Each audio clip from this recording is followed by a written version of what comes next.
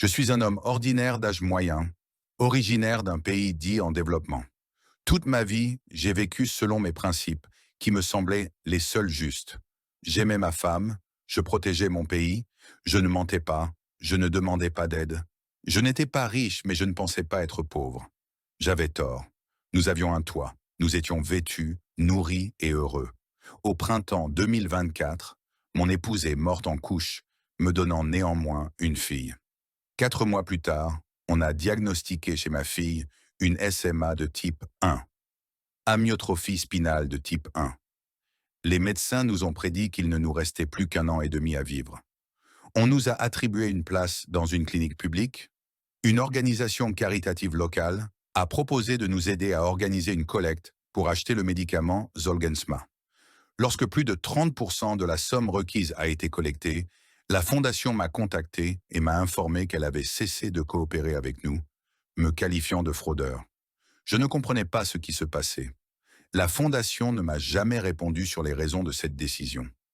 Plus tard, il s'est avéré que le ministère de la Santé avait établi un rapport sur l'utilisation des fonds, indiquant notamment que ma fille avait reçu le traitement nécessaire. Je ne peux pas dire exactement à quel niveau les fonds ont été volés, mais les bases de données du gouvernement montrent que les besoins de ma fille ont été pleinement satisfaits. Lorsque j'ai commencé à chercher la vérité, on m'a dit de retirer ma fille de la clinique publique et les forces de l'ordre sont venues me voir et m'ont fait comprendre qu'il y aurait d'autres problèmes. Aujourd'hui, la situation est la suivante. J'ai trouvé un centre de réadaptation privé où se trouve actuellement ma fille. La garder dans ce centre coûte 60 dollars par jour et je gagne 7 dollars par garde et 12 dollars si je fais des heures supplémentaires. J'ai vendu la maison, la voiture et tous nos biens. J'ai vendu mon rein par le biais d'un intermédiaire et je négocie actuellement la vente d'une partie de mon foie.